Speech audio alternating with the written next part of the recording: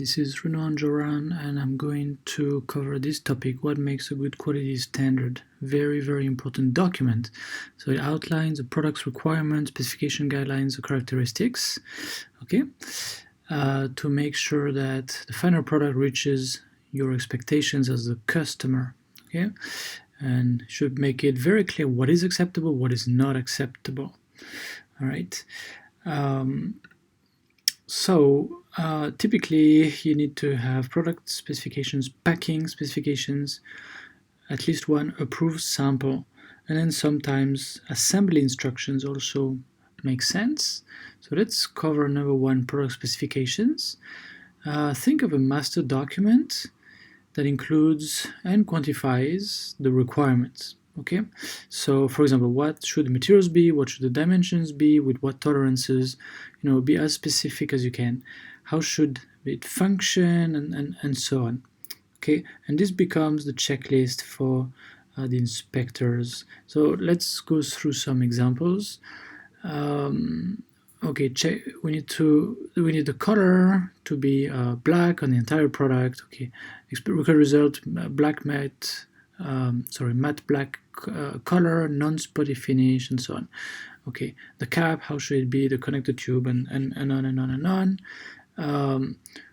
Some of them, length, width, height, weight, diameter, outer diameter here, can be quantified. So ideally you give a target value and then plus or minus a certain tolerance.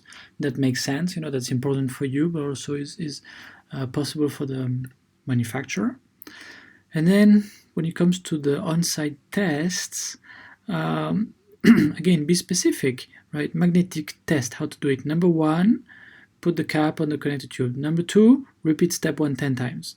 Number three, put it upside down, make sure it doesn't drop. 1, 2, 3. It's relatively clear. Obviously with videos is even better, but that's already good. Packing, so that's number 2 of the product. Packing specifications. Many inexperienced buyers just forget it, and they treat packing as an afterthought, something, okay, yeah, quickly, let's do something. Okay, what do you do for your other customers? Okay, let's do the same. Well, that's usually a mistake. In many cases, it's a mistake. Okay, packing is important to protect the product, protect the unit packaging or retail packaging, which also needs to look nice. It needs to comply with some very specific requirements sometimes. Maybe Amazon, maybe Target, maybe some other retailers. Okay, very important, and it needs to look good if it's sold retail with the product. So at least make a simple list like this. Okay, so barcode, the sticker should be applied per product. It must be scanned properly, cannot peel off easily, and so on. Okay, weight, again, try to be specific. 0.364 kilogram per box, plus or minus 0.005 kilogram. Okay, that's relatively specific. Okay, protection. This is really very wide. This is an example of a so-so specification sheet. Not very good. It's not very specific, but hey, it's better than writing nothing. And again, put some photos just to make sure everybody knows what we're talking about. Don't just make it a long block of text, because suppliers don't like to read that. Approved sample, okay, in each color. So if your product has different colors, approve a sample in every color. Okay, and usually you would send it back to the manufacturer with proper identification. So it could be some tags like this. Usually the approved sample is called golden sample. So it usually makes more sense to reuse this type of golden seal, or it could also be in a bag. I mean, there's many ways to do it. You might stamp on it or sign on it or something. Okay, there's also green and red tags often, and we'll get to that soon. So special cases, if there's no time to make a perfect prototype, a sample that you approve before tooling, but you tell them, no, go ahead, now I trust you in tooling or in production, you'll get it right.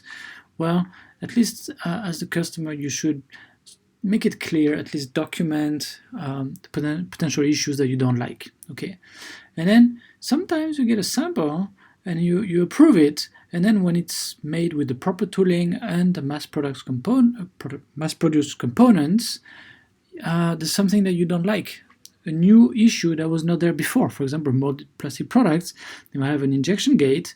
Even if they're trimmed, they might still have a visual effect.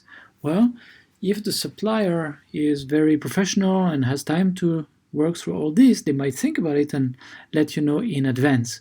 Or you, as the buyer, if you know that process, you can also anticipate this and ask where the injection gate would be. Okay, this is an example, but it actually comes up relatively often. Now, having just one approved sample is not great. It's good, but it's not great. There's always some variation.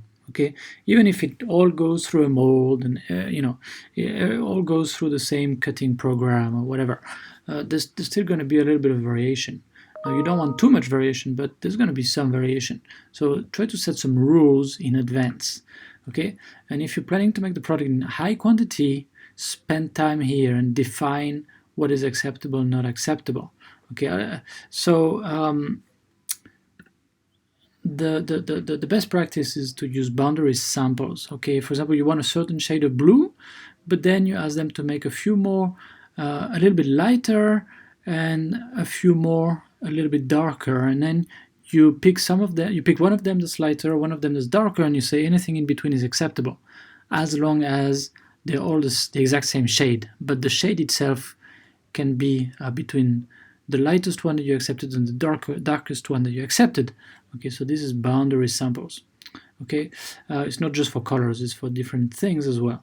So, getting back to here, you could also, and this is easier obviously if this continuous production and you check and you find some issues, and then the factory will tell you, hey, can you accept this? So this is the golden sample, but there's some little dents, for example, or some little scratches or whatever, some little issues, and then you will tell them this.